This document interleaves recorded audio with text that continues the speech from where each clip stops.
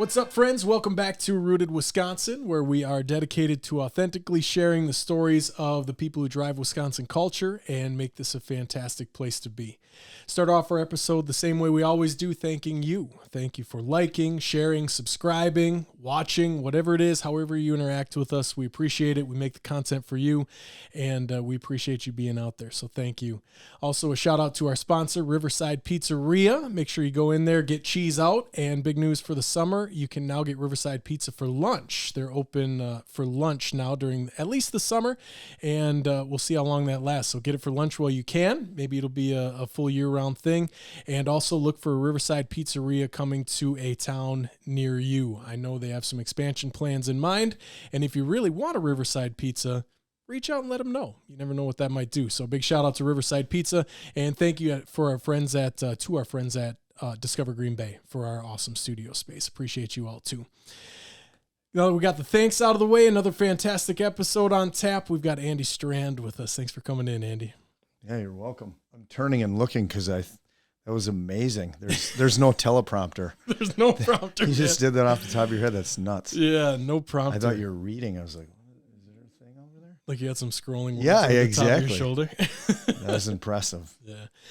Well, a lot of the stuff that you've done over your career is impressive. I think we got a lot of fun stuff to talk about, man, and I'm really excited. I remember listening to Shad Rap like as long as I can remember. Like I had Double Barrel on repeat in my like middle school years, early middle school years. I love it, man. So I'm excited to talk about that. And then that's why I had reached out to you. But I mean, getting to know you, there's so much more to your story that I want to talk about too, with athletics and just all kinds of cool stuff. So I guess, I mean, there's so many places we could start, but welcome. And Shad Rap's making a comeback.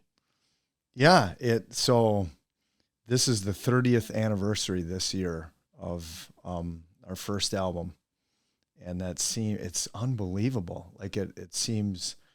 I saw something on social media it was like the distance between 1972, that was the year I was born, and 1918 is the same distance from now until 1970. I'm like, what the heck? It's crazy how old we are and how old the albums are. It's kind of bizarre. Like, I don't feel that old. It doesn't seem it was that long ago, but what's nuts about it is that like it's still popular. It freaks me out that we essentially didn't do anything for 25 years. I mean, there's a little bit of stuff, but really, the lion's share was when we were in college and or just out of college, and it was, we were all pursuing our careers, and then it, sat, dormant for so long. That's really humbling. It's awesome that people still remember it, and the catalyst to one of the catalysts to the band getting back together. So Todd Hagens, or Shad Schwalski, he lived out of state for quite a while, and he moved back to Wisconsin, and he lives right in town. We're from Appleton, and he so that was a big factor, right? He and I are the creative elements to it, and then my daughter's in college, and she's like, Dad, on TikTok there's thousands of videos to Shad Rap songs. I'm like, what? And I thought that was not. I've never been on Facebook, so I'm not like a social media guy. So we started a TikTok about a year ago, and so it's been neat that way, and it's taken us a long time to get our comeback song. A lot of people like, hey, when's it going to be out? Yeah, we're working on it. And like, it was a year ago. But we're super close. Like Charlie Berens, is on this comeback song, and he's super busy and obviously, so that, we had to be patient with all that. But, that's super neat that he's taken this genre to the next level. And he's what a great dude. I mean, he's, so complimentary that, we're pioneers of this Midwest humor, before anybody else was doing it. And I think that's, part of the reason even though he's ridiculously busy, he's taken time and has a pretty significant feature in our song. So, but we're really close. It's not yet mastered, but it's getting near. So yeah, I think that, I mean, that speaks to some of it, right? That speaks to some of what you created. I mean, Charlie's a huge brand now, but like it really speaks to why it stood the test of time. I mean, it's funny that you built a massive audience back in the day. Everybody knew Shad Rap. Well, it was really hard to get on the radio, and it was really like if you didn't have a record, you didn't have a deal for what do you call that, a record company, and like it was hard to get on the radio at all. So it was really neat that we were able to do that. I mean, we're all college kids. We didn't really expect that, and all of a sudden, you want me to tell a story about that? Yeah. Like I play football at UW La Crosse. I'm driving back, and we had trying to think it was in 94. We were supposed to be in the playoffs. We were going to be a high seed, and we lost in the last game of the year to the essentially the worst team in the conference. And so we didn't make the playoffs. And it was like, so normally it was set up that, we'd have practice, we'd be playing because the national championship was in mid-December. And when I was a freshman in 92, we won the national championship. And so, that was like a real goal to have, and we were a really good team, and we lost. And then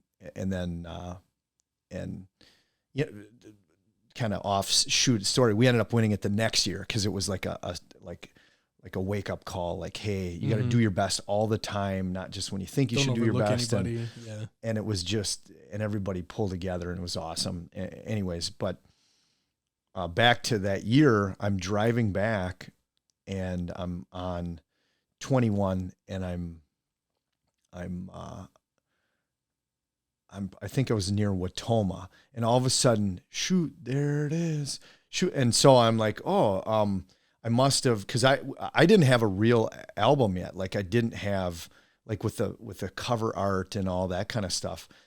I just had in the studio, it was like a cassette tape, but it was all clear, and then it had grease pen on it, and it just said shoot on it. And that's, so I had that. So, I played it for my teammates, like, hey, we made an album, Yeah. And it was one of those that, I don't know how the other guys felt, but I was like, yeah, my mom's going to be able to tell her friends that her son made an album, and that's about it. Like, right. It was like, hey, and anyways, I think that maybe I pushed that in the tape deck when, I'm driving, but then I realized that my vehicle doesn't have a tape deck. It's just got an AM FM radio. And I'm like, it's on the radio. Like it was so far from like a reality. So I'm like, and so then I got to Oshkosh, and it was on the radio on a different station. And then I'm getting close to Appleton, and then we get WIXX in, and it's on that. And I get home, I'm like, to my parents, I'm like, shoot, there it is on the radio. Yeah, the WIXX plays it like every hour and a half or something like that. I'm like, what? Like, how come you guys didn't tell? Well, and there weren't cell phones. Yeah, well, I mean, there wasn't cell phones then. Yeah. I mean, you didn't have email. You didn't, like, how do you communicate? You literally dial someone's telephone number, and, you're a college kid, so you don't talk much. But you thought, like, hey, we lost, I'm coming home for Thanksgiving, like, hey, by the way, one of my buddies would have been like, dude, we're on the radio, and it was, none of the other guys from Shad Rap. I mean, it was a different time then, right? Yeah. Communication. And so I get, and like, yeah, it's on WIXX all the time. And then I call Todd, and like, he's like, yeah, not only we got a show, you're probably too young to, it was called Park Central. It was downtown Appleton, and it was essentially a bar mall. And so they had multiple, like this bar was a country bar with a mechanical bull, and then next to it was a dance bar, and this one was a rock and roll bar, but it was all in the same building. And later, the second floor, they converted into 3 different bars. Okay. But at one point, it was a giant room. And I think they had live acts and comedians and stuff come in there. It was like a really big deal. And we were in that second floor was this big room. And so he's like, hey, we got to learn this song by the time. And in the studio, you know, people think that you memorize a song and you do it. We would just do it line by line. And so we really hadn't had the song, you know, memorized. So we're like, oh yeah, we got to practice. And so we go and we just did that one song. But when we get there, we're walking down, we're wearing like, you know, our deer hunting clothes, walking down. People are yelling out of the car, shoot, there it is. And people have it on their car, like playing in their vehicle with the thing cranked. And we're like, what the? And then we go up there and there's, I don't know, probably 1,000 people in that room. It's a huge room. And we walk in and the crowd, we're walking up to the stage and the crowd parts and they're chanting, shoot, there it is. Shoot, there it is. And like, what the? We had no idea that, you know, like for me, literally hours before that, I didn't think anybody heard it except for my mom. Yeah. You know, like it was like, what? It was so surreal. So it was really awesome. And the news was there and they filmed it. And it was like, anyways, it was, you know, something, because I had no expectation, right? And so it was a huge amount of appreciation. It was really, really cool. I guess that's probably connected to now. Like, there's no expectation that people would still remember who we were, and you know, somebody like Charlie Berens. Well, Charlie Berens, obviously, his spiel is a lot of what our songs were about, and he was probably in elementary school when our albums came out, and but still, he's like super big time, and for him to, you know, call us pioneers and all that is just so humbling. So it's pretty neat. Yeah, he probably is. I would think. I mean, Charlie's probably about the same age as I am, and I think most people our age. I think that is an influential time, right? With the music you listen to, and I mean, I know everybody that I knew just knew it. It was just existed, you know. Like that's funny. Yeah. What was your hometown? Oconto. I grew up in Oconto. Yeah, we got Oconto in our comeback song. Yeah. Yeah, I got a chance, Launching out of Oconto. I got a little sneak peek of that. Yeah. Appreciate that, by the way. Yeah. It's more fine-tuned now. Nice. So then how long did that, well, I guess before I get there, how did it even come into existence? What made you start making this type of music? And like, how did you and your buddies just all this one day start being like, yeah, let's do this. It sounds fun. Originally, so you have, when we were in high school, we went to Appleton East, all of the guys in Shad Rap did. And we were there, and there was a trivia contest, huge trivia contest at Lawrence. And there was a song they played at trivia called the Yahé song.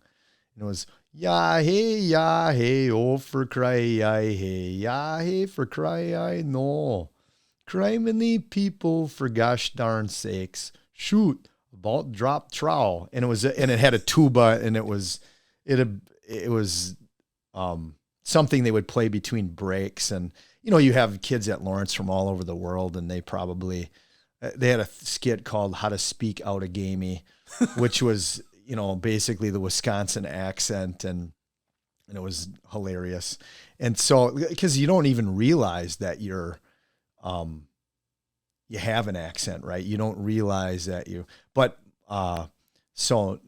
Nathan Hagens is older than us. It's Todd's older brother, and he was really big into that trivia. Like, their team would win it a lot of years,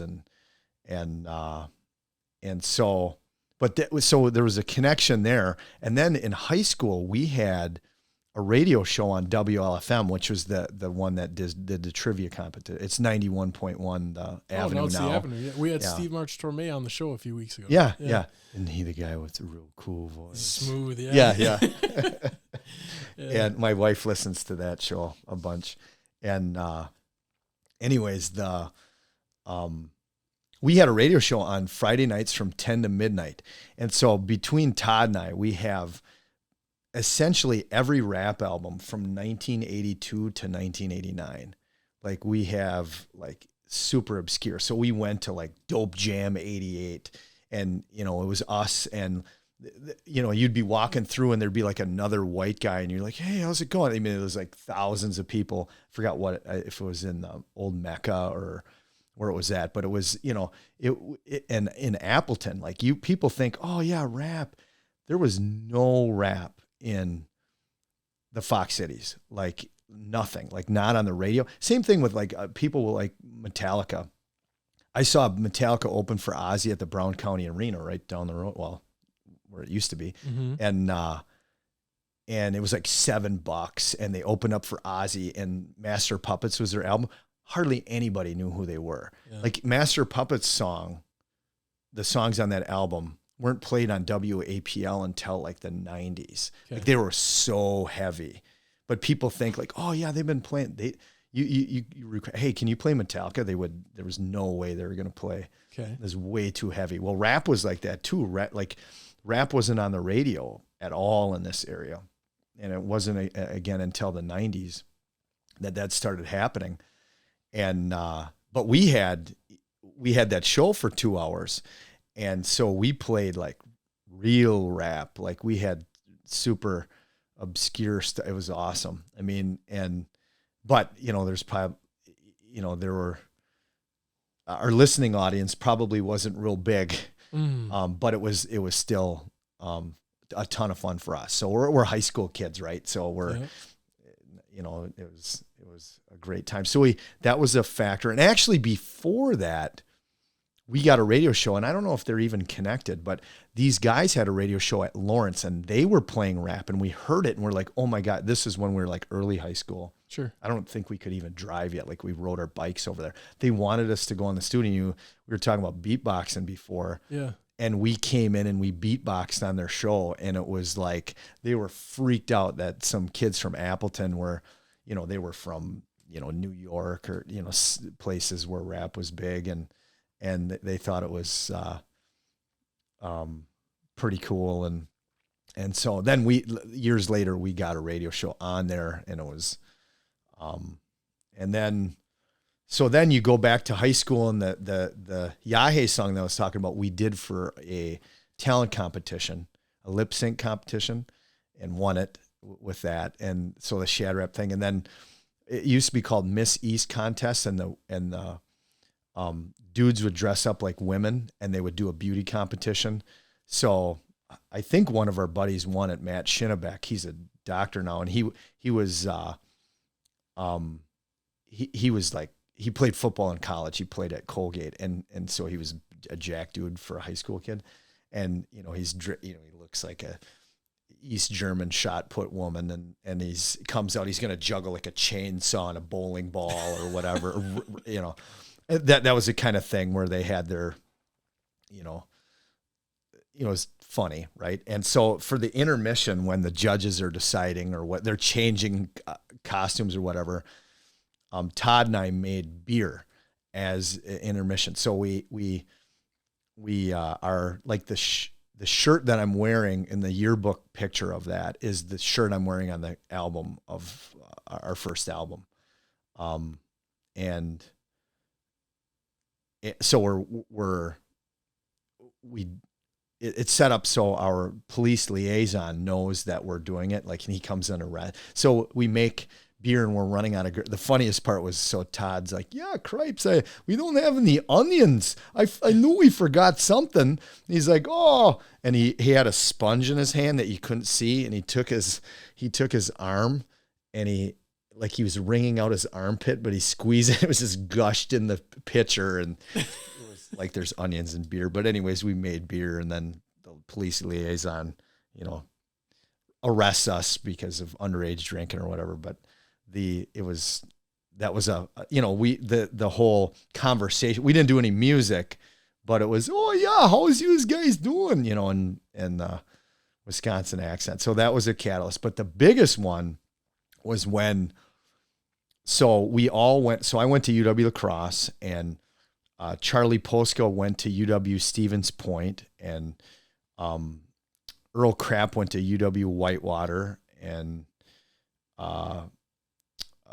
Shad Schwalski went to UW Madison, and I'm trying to think.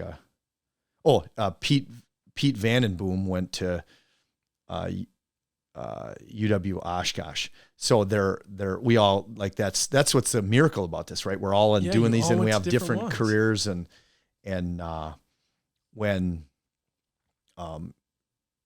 Todd Higgins is at UW-Madison, he's a mass comm major, and he has a class where he has to make a video for the class, and he had access to some pretty good editing stuff.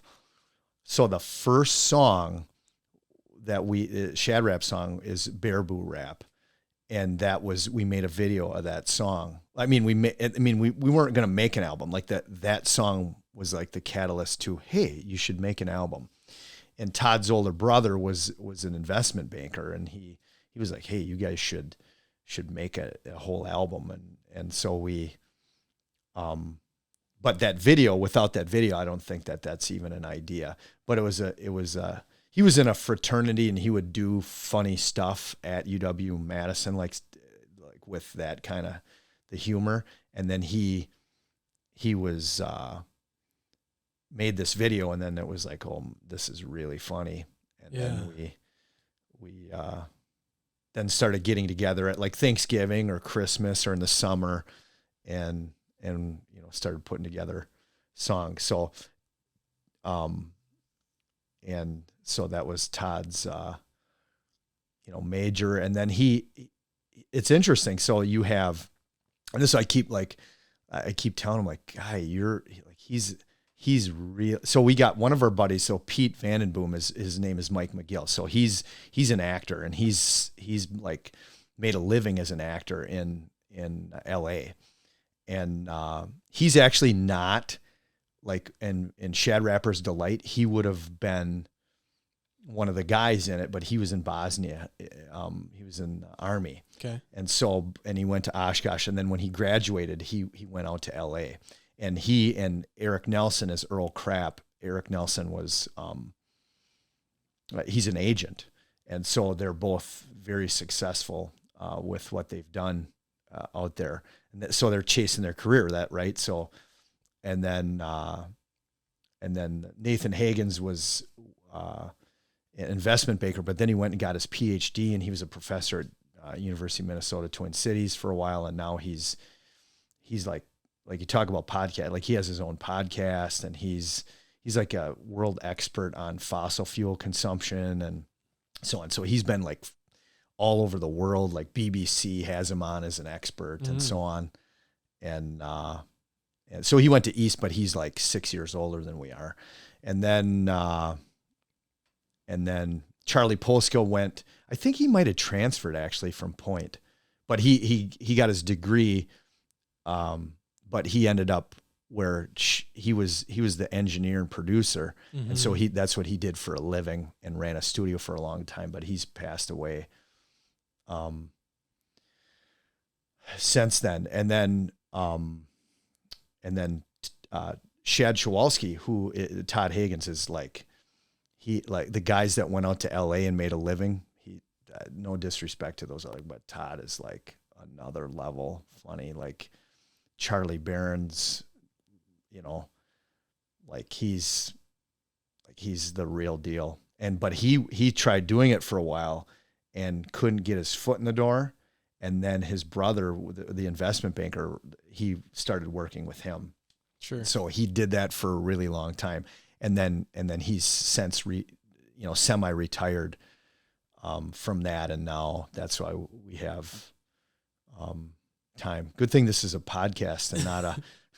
That's why you can get the band back. Yeah. That's a long story, but that's he moved back to Appleton, and I keep preaching to him, like, guy, you're like, we were making videos before social media, and they were funny. Yeah. Al Stoner, I'm trying to think of is Mike Seibel. Do you know that name? Mm-hmm. He's a guy that you talk about. He's from Wisconsin. He went to Appleton East too. He's way older than us though. Like when the school first started, like more like my parents' age. And he's a director and was out in Hollywood for a long time. Really had a successful career. I taught his daughters at Xavier, and he had Al Stoner was a guy that taught at Easton and had this class where we made these videos, and he was like this is the guy that you could be this guy. So Al Stoner's passed away. If you know, hopefully we communicated to him that when he was alive, like the impact that he had for people following, like going out to be an agent or be an actor, you know, that kind of stuff that he, you know, like, hey, this is really you know, this is something you really could do. So, that's a pivotal thing, man. And it stands so true, because that was one thing I took from our conversation. We got to chat for a while, was that everybody in your, like so many people in your circle had went on to do awesome things in this creative realm. And that's why I wanted to know how, like, so it seems like Shad Rap was kind of like this slow buildup of, ooh, that worked. Then it gets filed in the mind bank. And then a little while later, like, oh, that worked. Then it gets filed away. And then ultimately you just decide, like, you know, well, it sounds like you got a little push to make an album from his older brother. Yeah. The seed's being planted, right? Yeah. And it's interesting where that goes and how that turns into other people's careers. But I keep preaching to Todd, like, you know, if we get on social media and we really start doing that, I mean, with the videos and the songs, and you One know, of your TikToks is hilarious, man. I was looking at it, talking about how funny he is. You posted like a timeline of him doing that like face he does where he like tucks his lip in the thing, and you posted a timeline of him doing it like over the years. It seems like that was been part of his shtick for a long time. Yeah. What was that on? I didn't even know it's about on that. TikTok. It's on your TikTok page. With the face? Yeah, it's like there's some of the pictures with him in it that he looks very young, like back when you're telling these stories. So he must have been doing that face for a long time. Show me the TikTok. That's not on our TikTok. I'm 100% sure, because I run TikTok and Twitter, which is like not made for Shad Rap kind of stuff. And then Todd runs Facebook and Instagram and YouTube. So I'd like to see it. Yeah. I'll see if I can get it right now. This is the great thing about being on a podcast. We don't have to abide by the rules here. But yeah, it's classic. It's crazy how you can find something that quick too. I remember laughing at it because it was this time lapse thing of him doing that face. Yeah. Oh, that's from that. The stuff on there is his. That was the first video we ever put on there. My daughter made that. Okay. That's so funny. And gotcha. Oh, so that's from Baraboo Rap? It is, yeah. Okay. That's footage from that video. Got it. And she was like, hey, this is a trending thing. And that's a weird thing about social media, is that you'll make a video so an example, Quick Trip. We've, you know, heck, we talked about that in Lena in up north in 94, like that in La Crosse. Obviously it's one of the places where it started, and, you know, their brand is amazing. Like whoever runs their thing is like, you do things right. But anyways, and I love the Wisconsin part, but even if it wasn't, it was just how they run things. But back to, what was I just talking about? You making the face or the the video part. So the video part is Quick Trick made a video about Wisconsin versus Minnesota accent, and they had their two girls that are their social media people do it. They don't have really thick accents. Well, yeah. Then I did like and that video was unbelievable. Like it's, you know, I don't know how many hundreds of thousands of views or whatever. And I'm like, oh, this would be a good one to do a duet or whatever. So I basically put my face in front of the Wisconsin girl who's way too articulate. She's too smart to have the Wisconsin accent. And so I, you know, make like big and, you know, just all the words that they had in there. Yeah. And like nobody saw it. You know, it didn't, you know, the algorithms of social media I thought it was hilarious. I thought it was just going to blow up with all the Wisconsinism, but it all ends up being, you know, how it gets in that world. But, you know, we figured out from other people, like you have to work really hard at social media and do a lot of content, and then it slowly builds up, and we haven't, you know, done that. So, but It's amazing though. Like you have musical groups, like my kids' Spotify now, you look at who they listen to. Back in the day, you were either on the radio or nobody knew who you were. Right. Mm-hmm. And now so much of their content is stuff that they listen to, like their playlist is not stuff you find on the radio at all. And like, how do you know about this? I don't know. It just came up in my feed, or I was listening to this and they suggested that. And so, excuse me. Yeah. For me, it was YouTube. Even when I was working in radio as a program director, I did some kind of unique things for radio. I didn't really follow the record company flow down the line rules. I've found so much stuff on YouTube. I mean, YouTube and Spotify changed the game about how people consume content. And of course, social media did too. But you're right, man. I mean, at least you're in the favorable scenario where if you start with somewhat of a base, social media is a little bit easier. Because if you can get that initial influx, the algorithm will treat you a little more friendly. If you're building from square one, it's tough. It can be tough. I mean, I teach it, and it's tough. Like you see with Rooted Wisconsin, it's a year old, and it's a slow burn. You know, if you're trying to do it the right way, there's ways to do it where you can get a bunch of eyes for a small period of time, but it doesn't help you in the long run, really. Yeah. For us, what we really want to do is have people hear our music, like know about our music. Like there's a huge gap. There's the people that are our age or older that heard it on the radio, and then a little bit younger. And then, so you go to your generation is like there's a tail end where you had tapes and so on. It was on the radio more, but then you get into, where like my kids' age, and there's just like a huge, so the way they know about it is obviously social media and so on. So my daughter wrestles at UW Stevens Point, and they have a big party there called Rusty's Backwater Bash. Not wrestling, just a party in general. And it's like one of the big parties there. And she's like, Dad, hey, can you play that? And I think she was hoping by the time she graduated, she's a sophomore or just finished her sophomore year. And I'm like, yeah. And it was kind of passing. We talk about a bunch of other things, and I called her back in like an hour, like, yeah, it's all set. Really? Yeah. I just called the guy. I'm like, hey, and the point of me bringing it up is that those kids, like that's one of the things we put on TikTok. I mean, they got after it. They really got into the song. So that was neat. So it's neat to see like they really, even though they probably didn't know who we were, how did the hiatus work? Had your daughter seen you play live? No, like when we were popular on the radio all the time, we were all at different colleges. Right, you didn't play. We didn't really play, and we were we didn't like in the sense of like how do people get your music? We were in. There was a period of time where we just had it in the exclusive company at the Northland Mall in Appleton, and that was it. So that's the only place you could get it. And we were like 1/4 of their sales though for the month of November. One of the years, like 1 out of 4 CDs bought was us, but they were like the 30 Point Buckeyes. I mean, that song is mildly funny. But it is an icon, right? It's gone for a long period of time, but the rest of their stuff is just like cringe.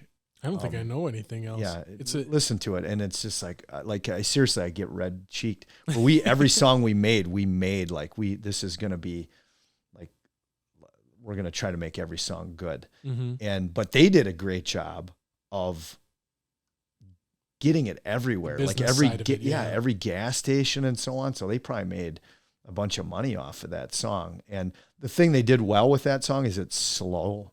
Excuse me. Like our comeback song is perfect fit for, hey, we're back, but it's not made for, it's fast and it's going to be the fans that are like hardcore are going to be like analyze every lyric, and it's going to take them like 10 times listening to it to go, because they're one after another. Yeah. And then for the people that are like, who are these guys? It's a good like kick in the like, hey, don't forget about us. We helped start all this. So but a good song like on the radio is slow, and you can digest all the the lyrics of it, and then the accent's easy to get, right? Yeah. So that's what makes it funny. So like, hey, we want some crappie, where you're like, the day we went up north and put the boat in the lake to catch some bass and crappie, for criminy cripe's sake. I mean, if that's fast, you can't understand it. So yeah. That's amazing, man. So it sounds like, back to your story, I don't want to lose this, back to the story about when you worked at the radio station. So you were a hip hop fan. That's one thing I always wondered, if it was like it made sense to do the shtick and that's what created, but it sounds like you were a hip hop fan. Yeah. Well, we wrote like rap songs when we were like high school kids, and which I don't know how popular that is for kids nowadays, but like, you were like, hey, I got an idea. And then it turned into, humor and so on. So, and it's funny because I have a musical family more so than sport family. So like, hey, what'd you get your hair cut for again? You got to grow your hair out, for their parents or the other way around. Like, what are you growing your hair? Get your hair cut. It's like, and okay, how do I rebel? Oh, I'm going to, be in sports. Like that's it's just funny how that, but I've been lucky that I've had a lot of nurturing, like way before that, with music. Yeah. My parents played in a band, probably until I was about 12. And then they were full-time in a band until I was probably about 5. Oh. And they played, there's a group called Soup. That's like, people that know music in the Wisconsin will go. They were like one of the biggest bands ever come out of Appleton, and the predecessor to that was called Private Property, and so a couple of the guys in Soup were from that, and they went to like, it was a power trio, like psychedelic blues, and then my parents were country music. Okay. But they were in the group, but they were musicians, like they were. That's what's funny, is we're on the radio and we're a bunch of idiots, and they're like virtuosos. And it's funny because you go to like Lawrence University, and they've got a huge music program there. Oh my right? gosh, there's kids there that are just unbelievable. And these amazing virtuosos that have put so much time into this. And what's their show like? Now there's people on the radio getting played, top 40, and they're terrible. But it's where, it's interesting that way. All art is really that way, right? And no matter how good, quote unquote, something is, it always comes back to dollars and cents. Can somebody make some dimes off it? Yeah, you have, what's driving you with all that kind of stuff. Mm-hmm. So there's the integrity of that. So, but there's also people like I think Mile of Music is amazing because you have, you think about the biggest bands in Wisconsin, glam bands, awesome. Like all the American Platinum, there's all those different, there's a whole bunch of Go Ask Your Mother, and they do an awesome job, but they're playing covers, right? Mm-hmm. And the Vic Ferrari, they were huge for a long time, and they play covers because people want to hear songs they heard. So original music, who hire, so you got a lot of these people who, again, are amazing musicians. Crazy good of musicians. There's one I saw on the stage they had at Lawrence this last year, and I forgot the name of them, but they had a steel guitar player, he played the steel guitar like a steel guitar, which is crazy amazing because you play with your knees and you slide and you're picking, but then he made it sound like an organ, and then he made it sound like a electric guitar. He just had different pedals, and I was like, that's some like crazy amazing. And they were a bigger band, so they probably play with some decent crowds. But there's people that are there that they play at places. There's, 20 people at the bar, 10 of them aren't even paying attention. Mm-hmm. And it gives them, the Mile of Music gives them this environment of like huge crowds, and gets them to, hey, who are these guys? And you look them up on Spotify, and you start following them. And that's awesome because it's hard with original music to make a living. And prime example, man. I just went down to a Spring Green last week, and there's an artist named John Moreland. I like a lot of like acoustic folk type music. He's one of the best songwriters I've ever heard, and I saw him at a place called the Shitty Barn in Spring Green. There was 100 people there, 150. Yeah. Everybody I said I would say I'm going to a show, and then everybody's next question is, oh yeah, who are you going to see? Nobody knows John Moreland, but I go there. This dude blows the doors off. He's one of the best songwriters I've ever heard. His opener was named Ken Pomeroy. I had never heard of her, and she's unbelievable. Fantastic. But it's exactly points to what you're saying. Like if a bunch of people don't know your song, then there's not a lot of venues that are going to say, hey, come, cause you're not going to fill it. But I don't know, there's a weird, I don't want to call it something wrong, but there's something missing in music because of that. I think like we end up with things that have less overall substance, I would say, and more just like immediately catchy appeal. Like that's how, that's how Morgan Wallen ends up famous, instead of like someone, John Moreland, it's interesting to me. Yeah. So the new music that I like the most is probably Christian rap. There's like some like the messages are crazy and how they make the song. So I on Fridays, I play music to signify, hey, the weekend's here. And then we break down the lyrics of the song. And there's crazy, like Lecrae, Tripoli, KB. They're just like amazing lyrics that are like, we've written songs, right? There's songs where like, I couldn't write that. That's amazing that you can, in that short amount of time, put that powerful message in there. And, if they've rapped about, gangs and, selling drugs and whatever else, you hear in pop music, they probably would make a ton of money. If, the record companies are probably telling them to throw out the poison that, affects people's lives. And they're like, hey, I want to, do it the right way with that factor. Although those guys are pretty, I think they're able to make a living with it, but there's a lot of musicians that can't and that are really, really good. But here's the thing that I think affects this. So if, let's say, who's the name of the guy again? So John Moreland. John Moreland. Yeah. So John Moreland, excuse me, is at, he's playing at the Resch Center, and it's packed and everybody's there and they're fired up, and he plays a show. It's amazing. Like it ends up being like, wow, you'd remember that experience. But you take, who's popular on the radio? Like, Morgan Wallen. I just said that earlier. Morgan Wallen, people listen to him a lot. Yeah, I don't even know who that is. I'm so out of touch. Anyways, so you take him and you put him at that same venue at the crappy barn, and and you have the same, scenario. It's same energy. Yeah. Right. It isn't, it's people don't realize, like, same with sports. Like if you had the best players in the NFL playing and there's 20 people there watching, versus you take a high school team and you fill the Lambeau Field and they're watching and they're all into it. It's the crowd that makes the power it of the venue. You're saying, yeah, that's so it isn't really how good the product is that's there. It's how everybody interacts with each other, and makes it awesome.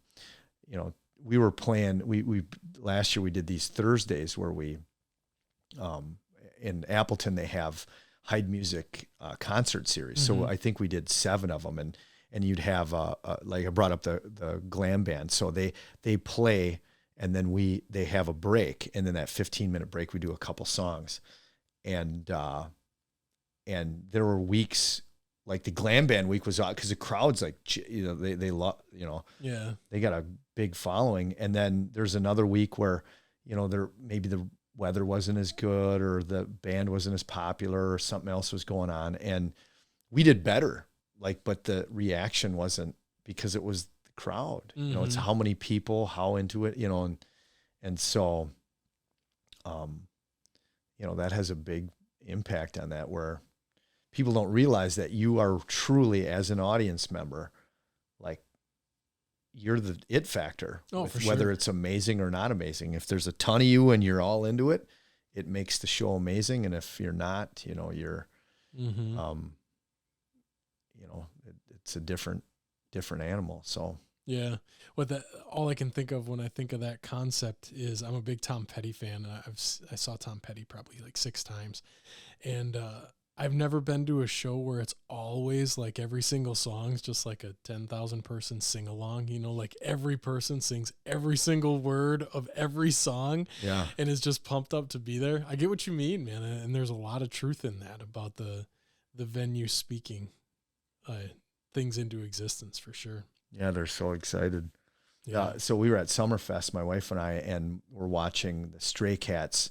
Setzer. It was Brian Setzer, not this, but that guy, you know what I'm talking about. And he has that, you know, genre of music, and not that we're super into it. My parents are more into it, but like, hey, let's go watch these guys. So we watch them, and they're, you know, they've been doing this for their whole lives, and they're really good at it.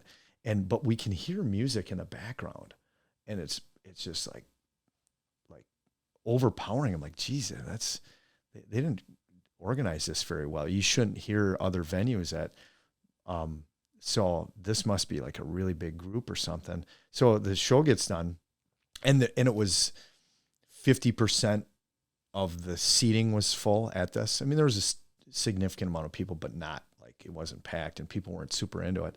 So we're leaving, and we're going out, and I'm like, and so the overflow, like, we're trying to get through to get out, and there's so many people, we have to like go around it. I'm like, hey, who's playing tonight? And again, you can tell I'm out of touch with that. So, you know, who's playing? And it's so-and-so. I'm like, well, tell me about that music. And like, well, they're a DJ. And I'm like, so they're playing music, and then they play other music, and they put the music together like a DJ. And they're not playing their own music. They don't have a band or anything. And they're like, yeah. And this many people like that. I know. Like, it was, and it was one of those that I'm DJ Sweeney. Yeah. The Shad Rap scratch. Like, being a scratch DJ is hard. Yeah. So I'm like, does this guy, is he really good at scratching? Like, I'm like, hey, Sarah, maybe we should stay. You know, this, like, I want to, you know, you don't get to see that much. Mm-hmm. And like, no, he doesn't do that at all. Like, so he just, yeah, he makes the beat different, and I'm going, oh my gosh. Like, they don't understand that he has a computer in front of him with a playlist and a effects board, and it is so easy. That's it. Yeah. Like, you're turning the knob. A lot of times when you see those guys on the videos and stuff, they're not doing anything. Mm-hmm. They're touching something that doesn't really do anything. Yeah. They're making it look like they're doing all this stuff, and they're really not. I mean, it is, you know, they have a lot of money from somehow, like, they have really good equipment, and then they're being creative and changing the song a little bit. But like a scratch DJ, like, that takes a lot of practice to get really good at that. So that's a different animal. That's like playing an instrument. Mm-hmm. But that other stuff isn't like playing an instrument. It's not that level. It's not like you have somebody, you know, playing the guitar, playing the violin, or, I mean, it's not the same league. And they have this huge audience for that one dude who's making an echo sound, having a little more reverb. You know, look, and sure, I'm sure there's some of like, hey, this song blends with this song and so on, but it's not the same kind of virtuosity that, you know, you have this person, you know, do like playing a solo on their electric guitar or something. It's strange, but they all like it. They go, and did they have an amazing time? Not really because the DJ, but because the crowd is there and everybody's excited. It's just weird that what should you be excited about, you know, and everybody's got free will. So you can think that's it's back amazing, to right? Back to what I said earlier, man. It's dollars and cents, and most of those people are very good marketers. So they can market their product to start. And then when you can draw a crowd of 15,000, somebody's going to pay you to come do it. and he didn't have to pay anybody. Like, you don't even like yeah, roadies. like you band, just have to like pack up your, like we had, it's called a Pioneer DDJ.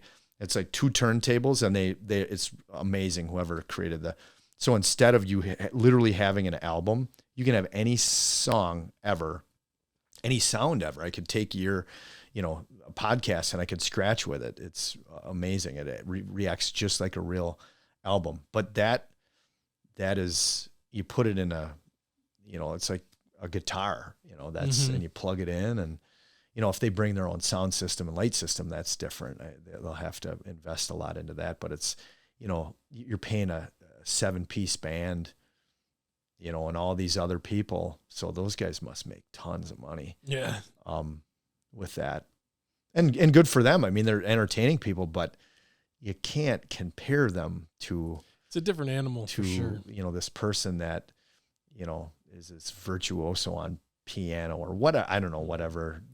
But I mean, going back to your point from earlier, even, I mean, there's people playing music at Lawrence University that are better at playing the guitar than someone on the radio, but it's absolutely. just, it ends up Who being, or right how place, you right navigate time. the path.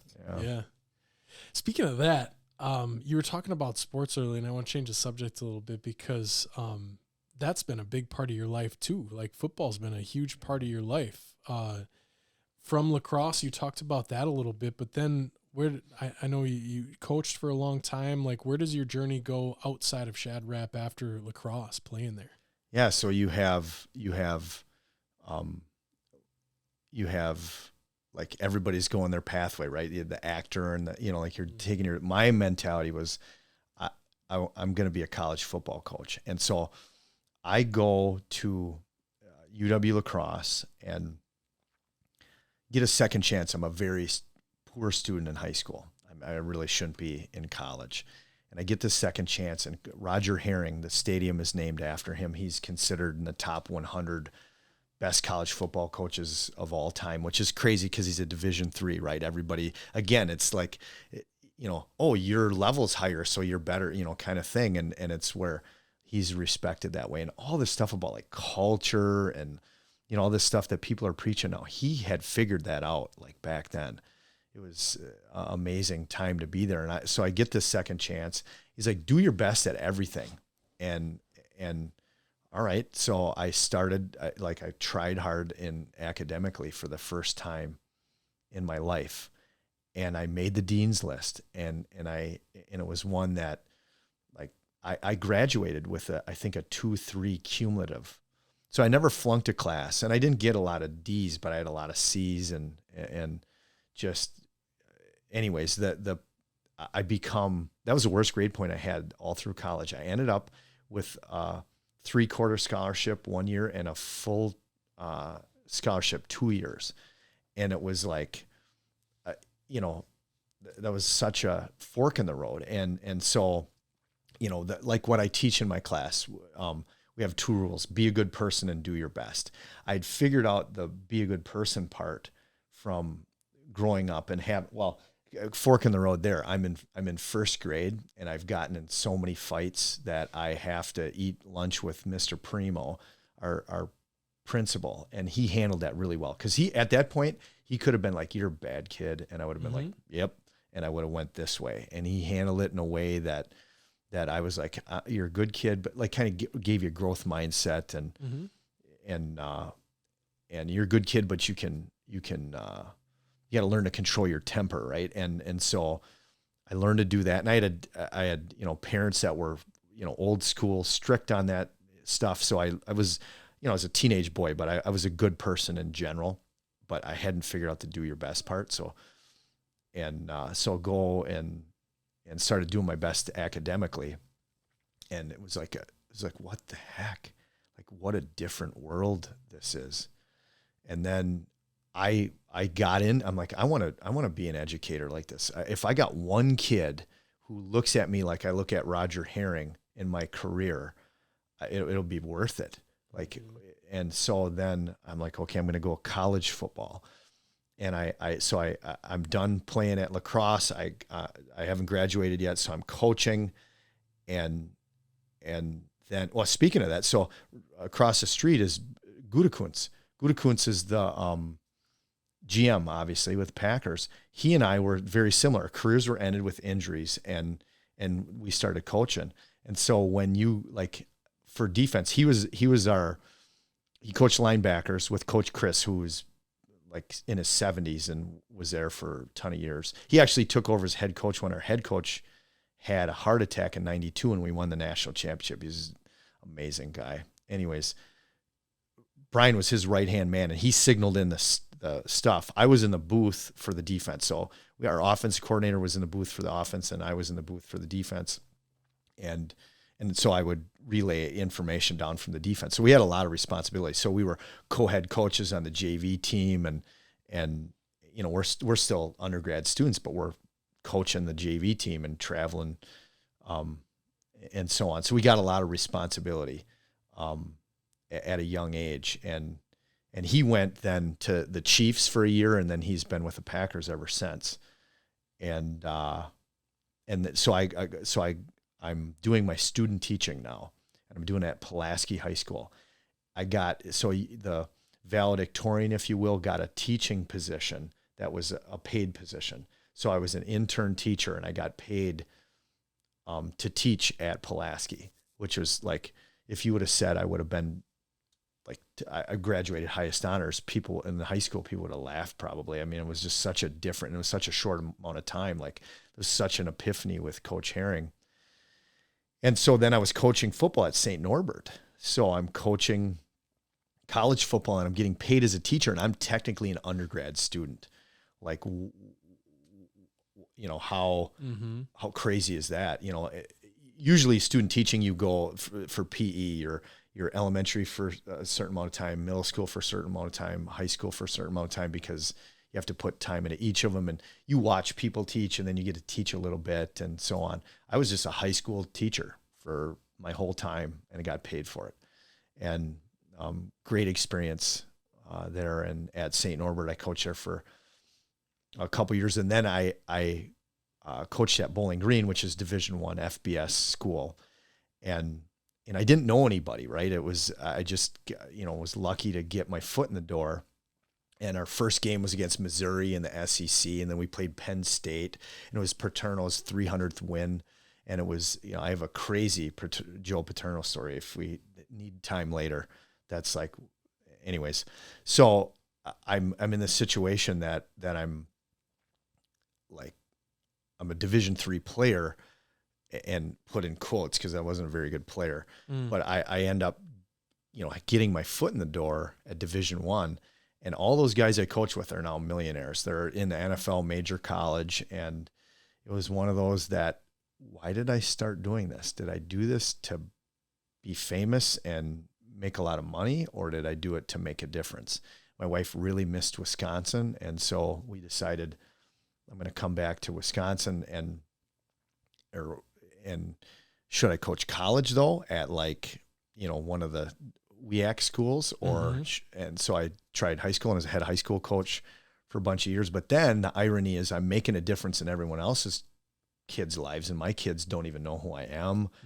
And I was never there. And so then that's when I started at Xavier. I essentially started there so my kids could go there through, when they're in preschool, and the culture there is amazing. I mean, it is like, you know, my stereotype, I went to Appleton East. It was, you know, you knew about Rocky Bleier, but, you know, they're a bunch of spoiled rich kids, and, you know, that, you know, not based on anything, because I didn't know anybody really well. And it was just like what people probably think all over the country. Yeah, just kind of the bias you come in with. Yeah. And it was like, these are the most disciplined, respectful, hardworking kids I've ever, it's amazing. So my kids are out of there now, and I'm still there, even though it's a financial burden. Being there, it really is like, it's like awesome. And the other big factor with that, probably the most important factor. So I'm probably giving you way more than you bargained for with on this end, but so in my class, you got to be able to count to 5 by the time you graduate. And so you know, the 2 already, right? 2 rules: be a good person, do your best. That, and then we have our 3 G's. So it's Godfidence is a word I made up, which is you got confidence in yourself, but when God's there, it's different. Like it's like a backup, like a safety net. Like nothing's impossible with God. You're one of God's children. There's growth mindset, talked about that, and then grit. Like I've been lucky, like when I was raised, and there's a lot of people my age, it was like you just had to deal with stuff, right? And if you don't quit, the other guy will, and if it's it's okay to mess up, but it's not okay to give up, right? So that's what I hope the kids get. And then the 4 habits are pray, eat right, exercise, and get enough sleep. And then the 5 is the 5 natural consequences you get from that. So if you do this, and as a public school teacher, I had all of this except for the faith part. Mm-hmm. And that was a cool part about going to Xavier. And that's one of the reasons I stay there, is that like connected all the dots for me.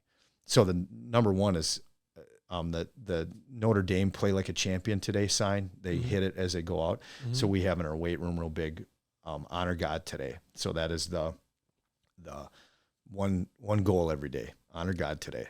And then how do you do it? Be a good person, do your best. You got the 3 G's, you got your 4 habits. And then what happens is the 5 is, we call it a high five or a cuff. You're going to get natural consequences, whatever you choose, whether it is,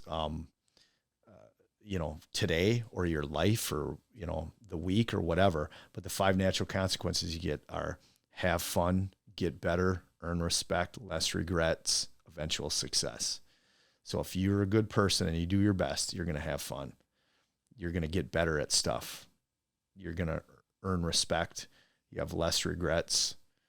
And you're always going to have some, and then you're going to have eventual success.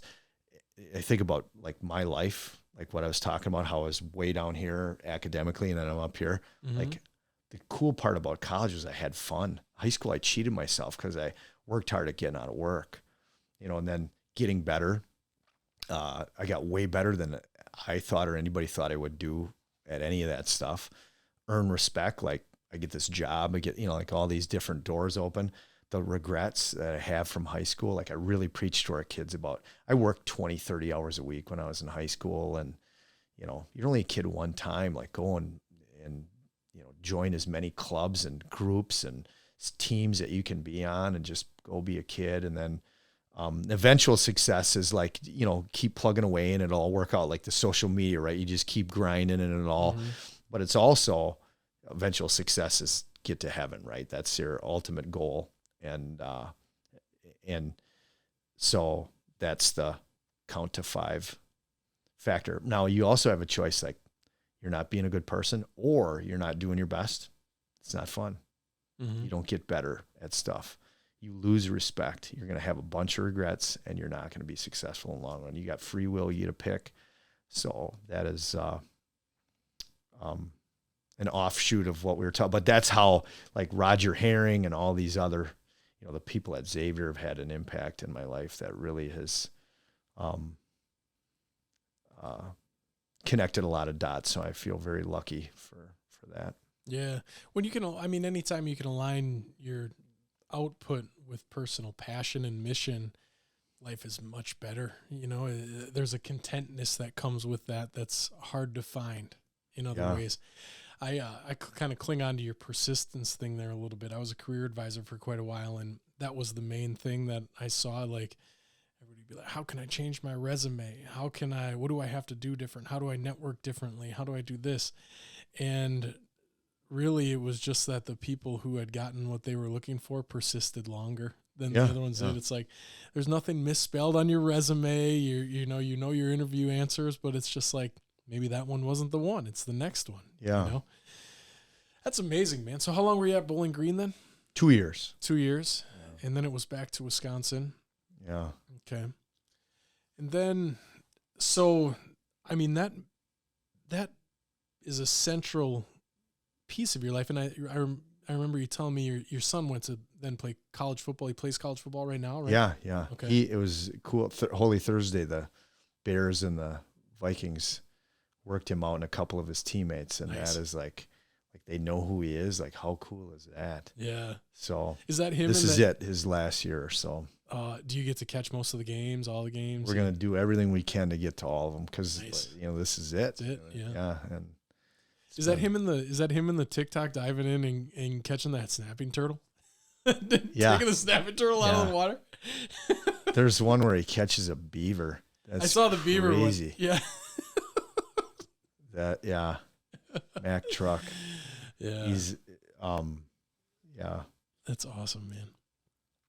So cool. I wanted to know about that. We had only gotten to touch on that a little bit. I know. It came up in conversation. It's wild that you said that Gutenkus was like an usher in your wedding or something, right? Yeah, like that's wild to think about. Yeah, it's funny we just were back at Ellsworth and talking. They had a thing at St. Francis, and it was a funeral, and we were in there, and there's a picture that I have that's with Sarah's brothers, and they're all ushers, and talking or whatever. It's just funny. Like who would have thought like he's the GM, and talk about busy. Like we were talking about Charlie Berens is busy. Well, Brian, people don't get like that world. They're working 17-hour days, 7 days a week. And I'm trying to explain, like my dad's yelling at the TV. What'd they do that for? Like just, there's a reason, right? They know so much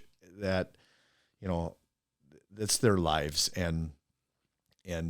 So the amount of contact we have is not what,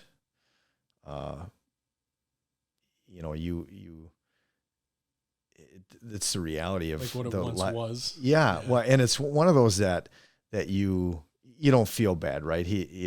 But back in the day I'd text him and it'd be like the ratio as time has gone on and you become the GM as, a lot more texts on my end than his end.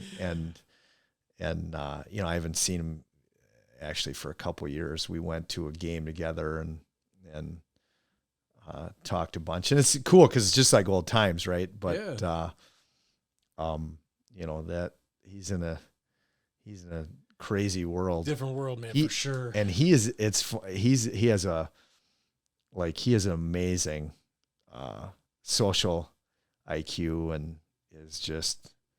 It's awesome to see how his path has gone with all that. Because he would have been a really good coach, too. He knows football really well. His dad was actually the head coach at Minnesota when Lou Holtz left. And so he has a pedigree there. He has some, schemas that, I didn't have. Mm-hmm. But talk about like grinding where he just, you're with same organization since probably, I would think 97 maybe. Mm-hmm. This is, that's a long time. That's so awesome that it's just surreal. Like you see him on TV talking. It's like, what the, it's just, cause he's just a regular guy, but he's a great dude. Mm-hmm. So anybody out there that's like, oh, he should have drafted me. Trust me, he knows what he's doing. And boy, great guys. So. Talk about a tough gig, man. Like a polarizing gig. Yeah. Woo, I'd stay in my house too, man. That'd be rough. What's the Joe Paterno story? I want to hear that. So we're playing Penn State, and we were out at warm-ups, and this is only my second Division I game, and it's different how you do warm-ups because the kickers are so good that you don't just do like high school. It's just you got the 50-yard line, right? Division III, I think it was like that too. I don't even remember because I wasn't a specialist, so, and I was in my own tunnel vision trying to survive mentality. But you go there and it's a staggered thing, like the hash, and they're on your territory and you're on there. So, but we're in the middle of the field, so that's the 50. At least that's what we thought. And so I'm standing there with Jamie Willis, and I'm timing snap to kick to see how their long snapper's doing. Are we going to go for a block today? How's he doing? What's the operation time? And so we're doing it. We're charting it, and Jamie's writing it down, and I'm timing it. And all of a sudden, Joe Paterno walks in the stadium, and everybody goes nuts. There's like 90,000 people watching us warm up. I think it's the biggest stadium in the country. It's like 100-something thousand, and it's packed for warm-ups.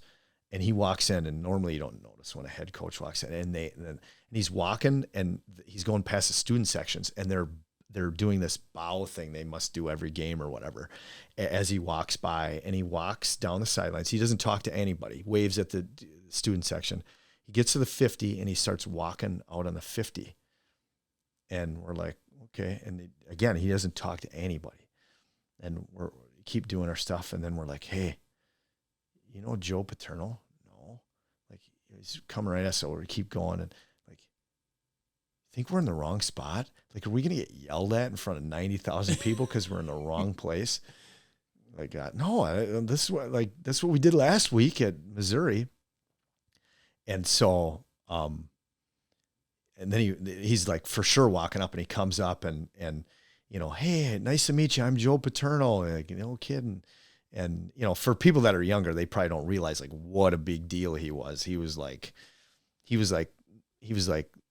Saban we were talking about, but even a bigger deal. Like he was like, anyways. And so he introduces himself, and we introduce ourselves. Hey, how's the hotel treating you? You know, all this stuff. And, you know, you need anything, you just let me know. And he doesn't talk to anybody, none of his own coaches, players, nobody. He comes up to us, and he's like, hey, you know, when's Coach Blackney coming out? He's our head coach. And well, he comes out with a lineman. So he's going to be out in like 15 minutes. Oh, all right, great. You need anything, just let me know. And so then he goes and, you know, walks back, and we're just like, what the heck? Like, how did that happen?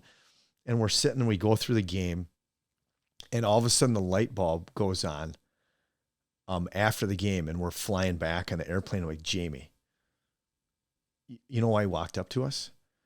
And so our head coach, Gary Blackney, is 5'6". So he's a short guy. And he looked out there. Jamie Willis, the guy that I'm with, is a 6'8" black guy. Huge. He played tight end at Youngstown State. And he's Joe Paterno, you know, he didn't have the bet. He had those Coke bottle glasses. He just looked out and looked for the shortest white guy in the field. He saw me standing next to Jamie. He thought I was the head coach. It's my theory. But he saw me next to Jamie, who is a giant. Yeah. And went, well, there's the shortest white guy in the field. Yeah. Let's go. That must be, you know, Gary Blackney. By the time he got there, he was like, oh, I'll make these guys' day, you know. That's realized great. I wasn't Gary Blackney. So I totally thought that story was going to culminate in him walking out there and telling you the exact time of what you were timing and being like, don't try it. Yeah. Or something like that. Yeah. Here's the crazy part. And then all this is true. So we go, on the game, I'm in the booth. We had a lot of, like at lacrosse, we had one person in the booth. At Bowling Green, we had, I don't know, half a dozen people up there. I'm one of the guys in the booth.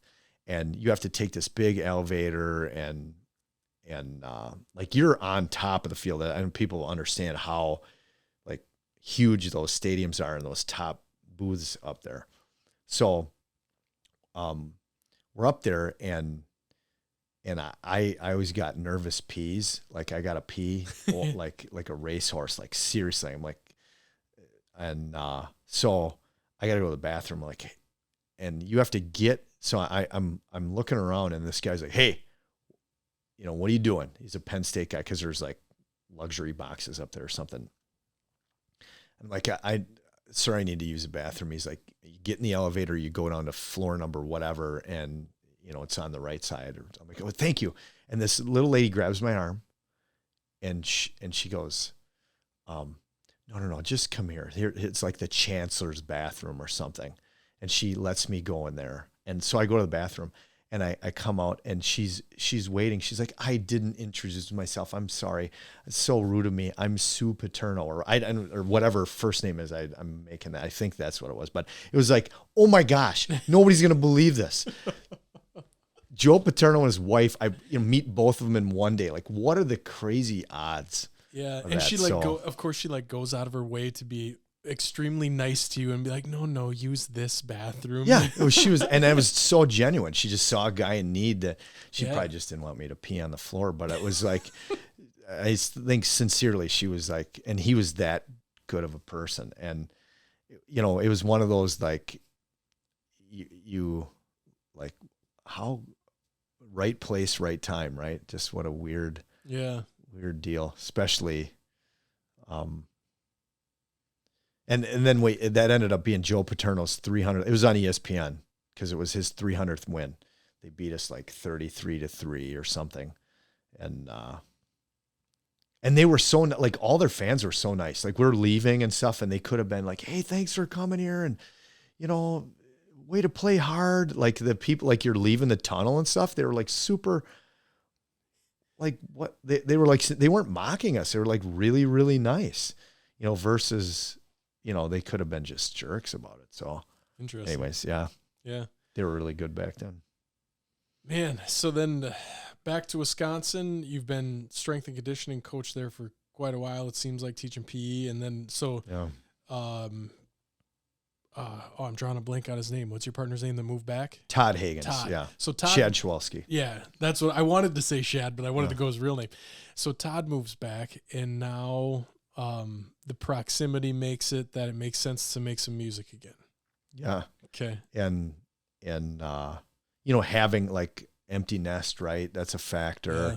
Seeing the Wisconsin isms become such a big deal, the Midwest humor, and seeing how excited people are for our old music, which is, again, it just sat there for that long. So yeah, it's neat to see the, like, Spotify. Like, I didn't even know our stuff was on Spotify. My kids told me, hey, Dad, you guys know you have a Spotify account? Well, you had to, like, put it on, or someone. Todd must have done it, Yeah, or a company that we went through, that disc makers that we made our albums with, or printed them, or whatever. Yeah. So you don't even know how it got on Spotify? I'm sure I'd ask Todd; he would know. Yeah, okay, gotcha. But it's not. We're talking about, pennies on the dollar or something. Well, we're talking about, like, what the next song will be, or what you did this weekend. I mean, we grew up across the street from each other, and been, good friends since, like, we're 5, probably. Like, I was 4 and he was 5, or I was 5 and he was 6. So we've known each other for a really long time. So it's, the conversation isn't about, like, hey, how did you, that's. Yeah. What a ride, dude. What a ride of that. And it has to be exciting, right? It has to be exciting, kind of revitalizing something that you that laid dormant for so long. Was that a good way to describe the feeling? Yeah. Well, so we did the Hyde Music concert series in Appleton on the Thursday nights. And so we put it out on social media, and you'd have somebody show up, and they drove for a couple hours. And there's sometimes we do one song. So he drove all that way to hear us just play a song. And it was like, and they're super excited.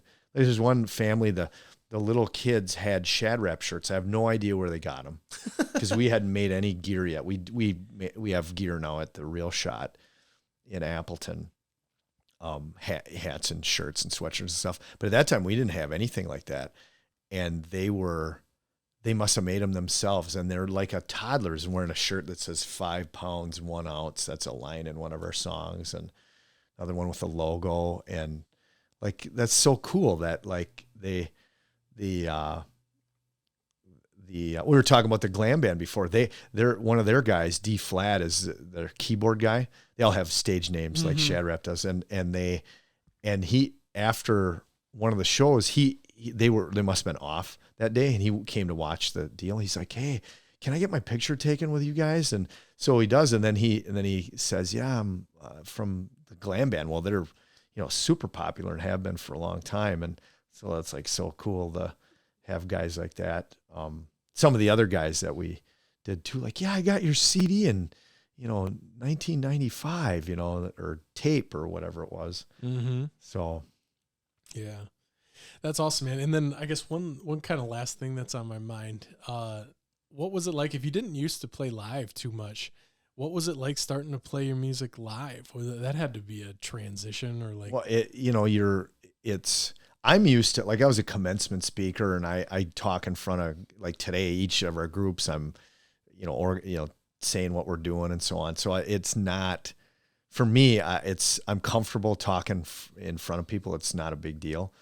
And, but a lot of people, like, that's, you coach that long and it just kind of becomes part of who you are. But you'd have to ask Todd about like how he felt. 'Cause he wasn't in a world where he was, so I would think that would probably he'd be more nervous then.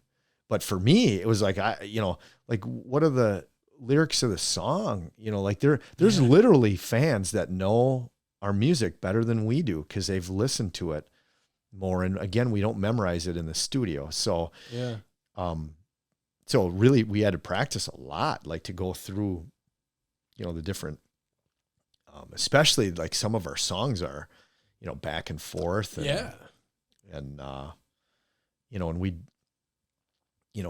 so like, Pete Vandenboom came back from LA and he came up on stage, or Mike McGill, and he's been like the Office and those kind of, he's the actor guy. So, and then Al Shkovachkovitz, that's Nathan Hagen's. He was up there one week. And so incorporating that in what songs we're going to do. Yeah. So, so Janet Planet is a famous singer from this area. So if you know jazz, you know Janet Planet, music in Wisconsin, like, jazz music, her, she's one of those virtuosos. And so she did all the female vocals on her albums. Okay. So, It Takes Two and Bust a Goose and Hope I Get a Buck. So we did Hope I Get a Buck at, that Rusty's Backwater Bash. So my wife sang that, and that was her first time ever. She cantors at church a lot. And so she's used to, sings at weddings and so on, but it was her first time being Barb Sweeney, it was, so that was kind of, we had a great time. It was really a lot of fun. That's awesome. So we look forward to doing that more. It'll be interesting to see with Charlie, like, how do we want to drop the song? Yep. Will we be on a podcast with him, or will we, be in a skit and a video? Will we, play at one of his shows, or how do you want to do all that? So that'll be interesting. Yeah. That'll be sweet. I sent a DM to Charlie a couple weeks ago. We've got our 1 year anniversary coming up, and I was hoping, I figured I'd throw a dart at the wall and be like, Charlie, let's get you for the 1 year show of Rooted Wisconsin. He hasn't responded yet, but I'm going to manifest it. He is crazy busy. Yeah. It's amazing that but he's a good dude. So he's genius with his, like, you have a perspective of, like, we help pioneer this and what's funny. And there's a lot of people doing that stuff that it's not funny. But he, sure. He'd really, like, there's some of his stuff where it is like literally bending over laughing. Like, he gets it. He really understands. There's one, my favorite one is probably where Bill Doucette is, he actually sent us the sound stuff. So he recorded it in their studio. So we're talking about, okay, come to our studio, do it, but being so busy, and he probably has better stuff than we do actually. And he, recorded it at his studio, but Bill Doucette is, and Bill's hilarious too. He's a East Coast guy, Boston guy. Anyways, they do one together, and Bill's a priest, and he's like in a deer blind that's supposed to be like a confessional. And then Charlie's reading his confession off of like he ripped a part of a Liney's box, and he has it written down, and it is like hilarious. It is. It's one of my favorite ones. Yeah, he's great at what he does, man. I mean, there's everybody has talents, right? And we try to build on those, and I think that one is really unique. It's not even like stand up. It's like, even though I'm sure his stand up is funny, but like his gift is clearly like being able to create something funny out of, it's like creating a TV show, like a short TV show. Yeah. That's unbelievable to me. I can't fathom like how to just sit on the couch and be like, yeah, I'm gonna be okay. Put me in a deer stand. The priest is next to me, and I'm gonna be in a confessional. Like I can't even fathom thinking about that. So I get why he's blown up, man. And I've heard from everybody that has kind of like interacted with him and engaged with him. I've heard he's a great dude. We had I don't know if you've seen Ed the Diver's content, but we had Ed the Diver on the podcast a while back, and he had just done a dive with Charlie. And no kidding. Yeah, they did. So Charlie went down under that. Yeah, I guess it's a win-win. Like Ed's like, hey, this guy's big time, and then Charlie's like, hey, how often do you get to go diving? Yeah, and it's probably a whole untapped audience for Charlie. I mean, he gets it. He knows clearly knows how to build an audience. So yeah, it was mutually beneficial. And but Ed said the same thing. Like it took a long time to schedule the date and time and all of that stuff. But same thing. He said he was a great dude and really accommodating and everything. So yeah, but it's awesome to have that representation. And I think kind of my angle at it is I think of all of that, like as valuable and funny and awesome as that conversation is around like, cheese and brats and beer in Wisconsin and what we are, it truly is what we are. I think I love these type of conversations too, because like the people behind it are so valuable to me. And the stories in that transcend at times the whatever you want to call it, the cliches about Wisconsin at times, right? But at the same time, they've stood the test of time, right? It's who we are, and I want to embrace it and lean into it and be what it is, Yeah, and you got like Charlie's, Manitowoc Minute was one of his big things, and that he's not from Manitowoc and so on, and so you our deal is, we're different people than we were at the, on the album. Like, I'm trying to think where the heck if I'm from Crivets or, we all have our little bio on all that, which is, hilarity. The glam bands like that too, where they have all their little backstory. It's hilarious. But back to, when you talk to fans, like I was kind of hesitant on doing this because you were like, I don't want you to be Byron Sweeney. I want you to just be, Andy Strand and talk about a variety of different things. And, when we're at a show and you're like, this one guy was telling me how he went to Appleton East. I'm like, I went to Appleton East. And he was like, and he was like, what? And like, it would just like crushed his view of Byron's. And then you're like talking like this, and I have a decent Wisconsin accent as it is, but you're like, yeah, cripes, I was over there in Swamico yesterday, and we were sucker fishing and this, and that kind of, they want to have that. So that it was like, well, I don't know how many people are going to want to listen to Andy Strand, but they like when you lay it on thick. So we do more of that now when we talk to people, and it's fun, obviously. Yeah. Being in character. But, and I'm sure, Charlie kind of goes back and forth, right? He's like, people know him as just regular, but then they know him as, the dad or the Yahé or the, that sort of thing. And I'm sure the lines end up getting blurred, right? I mean, he has his podcast too, and I'm sure the lines end up being blurred between like that expectation, because you and him, you've both built that to that point where you've built it to that's what people expect and want and see, and then at the same time, there's a weight that comes with that you're saying, I'm sure. It's fascinating to think about. Like on his podcast, he's not in character, but at times it comes in and out, and whether that's by mean or like by intention or what, I guess you never really know, but it's interesting. Well, man, it's been great talking with you. I appreciate you coming in and having the conversation. I'm pumped. The band's getting back together. I'm going to have to catch a show this summer. If there are some on the docket, is there anything you want to plug or anything like that before we wrap up?